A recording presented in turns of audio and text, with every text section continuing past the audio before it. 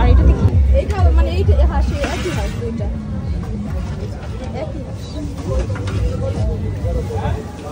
এটা কি যে বালিশ মিষ্টি বালিশ একটা খাইতে পারলে একটা ফ্রি একটা যদি এখানে খেতে পারেন তাহলে একটা বাসার জন্য পার্সেল দিন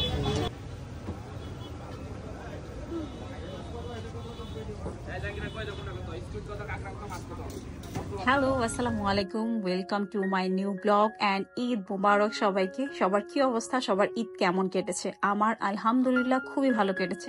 ঈদের দিন সবার মতো আমিও খুব বেশি ব্যস্ত ছিলাম। ঈদের দ্বিতীয় দিন এইভাবে আমার বাসা থেকে একটু দূরে মেলা দেখা যাচ্ছিল, যেটা দেখে আমার আর বাসায় থাকতে একদমই ইচ্ছা করতেছে না। আচ্ছা, আমি কিন্তু এখন ঢাকায় আসছি ঈদ করতে আমার শ্বশুর বাসায়। অনেক এক্সপেকটেশন নিয়ে মেলায় গেছিলাম, বাট আনএক্সপেক্টেডলি আমি হতাশ হয়ে ফিরছি।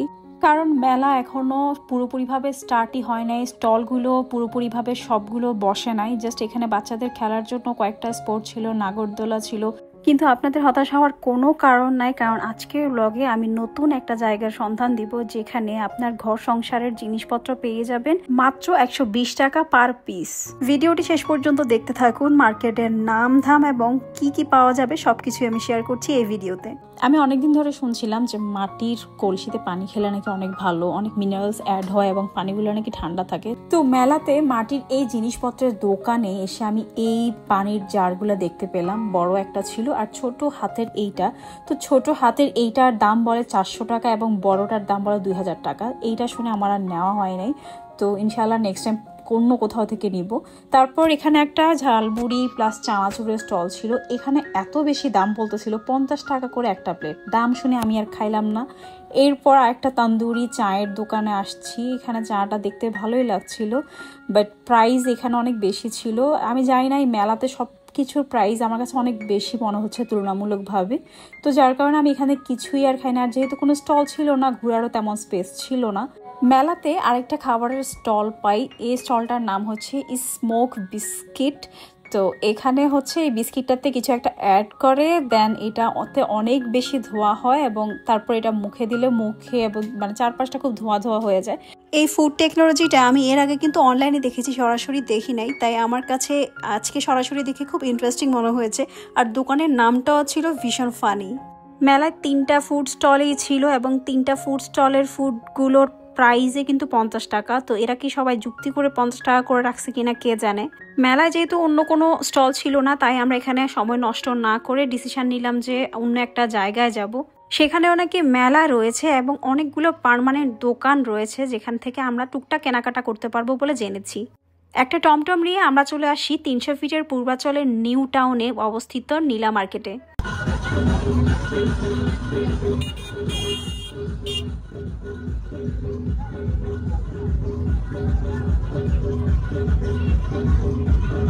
এখানে এসে দেখি প্রচুর মানুষ। আমি আসলে এত মানুষ হবে এটা আশা করি নাই। এবং অনেক রকম গেমিং অ্যাক্টিভিটি ছিল এই মেলাতে।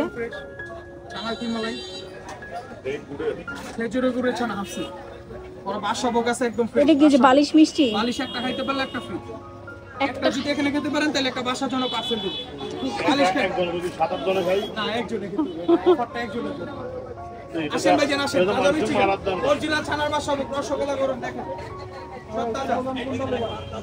অনেক রকম খাবারের স্টল ছিল, তার মধ্যে এই মিষ্টির দোকানগুলো আমার খুব নজর কেড়েছে। এখানে বিভিন্ন রকমের এবং বিভিন্ন সাইজের মিষ্টি ছিল।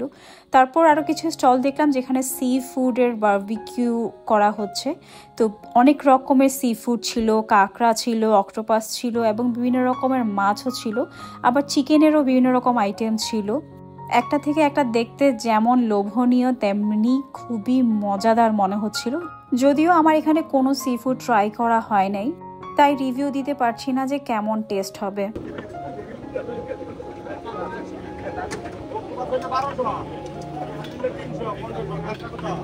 খাবারের স্টলগুলো ঘুরে শেষে আমি যখন সামনের দিকে এগোচ্ছিলাম তখন আমি দেখতে পেলাম পাশাপাশি অনেকগুলো স্টল যেখানে ঘরের অনেক জিনিসপত্র আছে, যেগুলো আমাদের রেগুলার ইউজে অনেক বেশি প্রয়োজন হয় এবং প্রাইসও কিন্তু অনেক কম ছিল। শুধুমাত্র ঘরের জিনিসপত্র না, এখানে বাচ্চাদের খেলনা থেকে স্টার্ট করে গিফটের আইটেম অনেক কিছুই ছিল। আমি কিন্তু বাসা থেকে কোনো রকম কেনাকাটা করার টার্গেট নিয়ে আসি নাই, শুধুমাত্র ঘুরতে আসছিলাম। বাট এখানে এত রকমের জিনিসপত্র দেখে আমার মনে হচ্ছিল আমি এটা নিয়ে নিই, ওইটা নিয়ে নিই, সব কিছুই আমার নিয়ে নিতে ইচ্ছা করছিল। এখানে এই মেলামাইনের প্লেটগুলো দেখতে পাচ্ছেন, এই প্লেটগুলো দেখতে কিন্তু খুবই সুন্দর এবং কোয়ালিটিও আমার কাছে মোটামুটি মনে হয়েছে। এগুলোর প্রাইস বলছিল 150 টাকা করে। আমি 100 টাকা বলেছিলাম, বাট দোকানদার দেয় নাই, তো আমি ভাবলাম আর একটু ঘুরে দেখি, মাত্র আসলাম। ফ্রিজে ডিম অর্গানাইজ করে রাখার জন্য এগুলো ছিল ডিমের ট্রেগুলো, তো এগুলোর প্রাইস ছিল আবার 120 টাকা করে। বেশিরভাগ জিনিসই কিন্তু 120 টাকা প্রাইস ছিল, আবার অনেক জিনিসের দাম ছিল মাত্র 100 টাকা করে। পাশের দোকানে আমি আরো বেশি ভ্যারাইটি প্লেট এবং ট্রে পেলাম। এই একটা ট্রে আমার পছন্দ হয়েছে, তো এই ট্রেটার প্রাইস ছিল 120 টাকা করে। এখানে যে ট্রেগুলো দেখতে পাচ্ছেন এবং প্লেটগুলো দেখতে পাচ্ছেন সবগুলোর প্রাইসে 120 টাকা করে। এই ট্রেটাও কিন্তু অনেক সুন্দর ছিল, আমার অনেক পছন্দ হয়েছে রাউন্ড ট্রেটা। এইটার প্রাইসও কিন্তু 120 টাকা। এখানে বিভিন্ন শেপের ট্রে ছিল, রাউন্ড ছিল, স্কোয়ার ছিল, ফিশ শেপের ছিল। সিরামিকের অনেক রকমের, অনেক কালারের এবং অনেক ডিজাইনের মগ দেখতে পেলাম। এই মগগুলো কিন্তু 120 টাকা করে প্রাইস ছিল।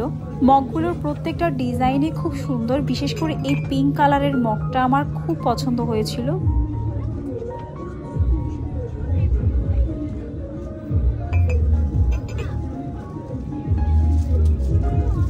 এইটা একটা ডেজার্টের বাটি, এখানে আইসক্রিম, ফালুদা বা বিভিন্ন জিনিস সার্ভ করা যাবে। তো এই কাঁচের বাটিগুলো সিঙ্গেল পিসও নেওয়া যাবে, আবার আপনি যদি চান 6টা মিলিয়েও নিতে পারেন।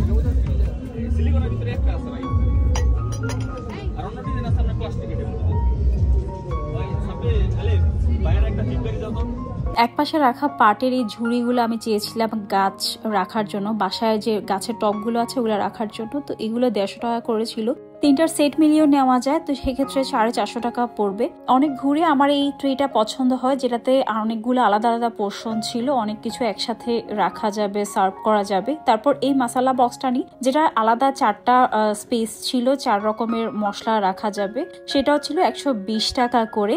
তারপর এই বক্সের সেটটা, যেখানে 3টা বক্স আছে, ছোট বড় মাঝারি, এই বক্সের সেটটাও কিন্তু 120 টাকা। তো এটা ঢাকনাটা কিন্তু আমার খুব পছন্দ হয়েছে, হালকা পিঙ্ক কালারের মধ্যে ছিল এবং একটা মোজাইক স্টাইলের ছিল। এই মশলা বক্সটা, আমি যে মশলা বক্সটা নিয়েছি এটা থেকে বড়, কিন্তু প্রাইস রাখছে সেম।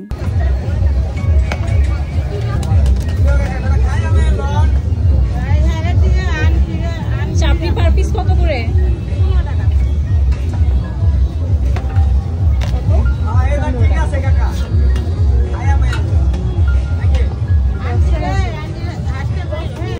দেখি মুরগিটা দেখো তো, মুরগি থেকে এটা কি ডাল দেওয়া? না না, ভুনা করা দেখি এরকম। আচ্ছা, আর এটাতে কি?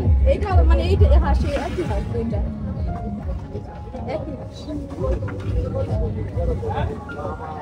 এক প্লেটে কয়টা থাকবে? 5 পিস থাকবে। রসুন থাকবে না?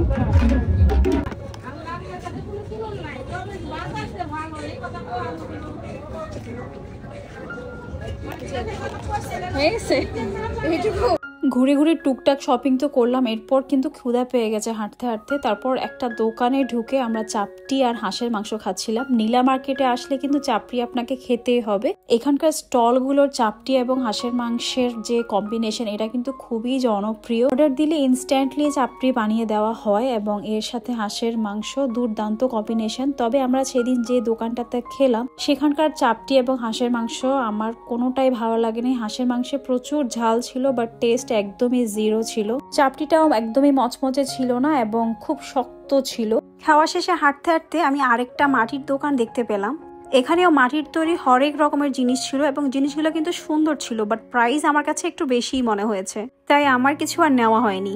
মাটির দোকানের সামনে একটা তন্দুরি চায়ের দোকান পেয়ে গেলাম, অমনি আমার হাজবেন্ড চা খেতে বসে গেল। আমরা 2টো চা অর্ডার করলাম। এটা হচ্ছে এই তন্দুরি চাটা, দেখতে যতটা অ্যাপিলিং ছিল, খেতে মোটেও সেরকমটা ছিল না।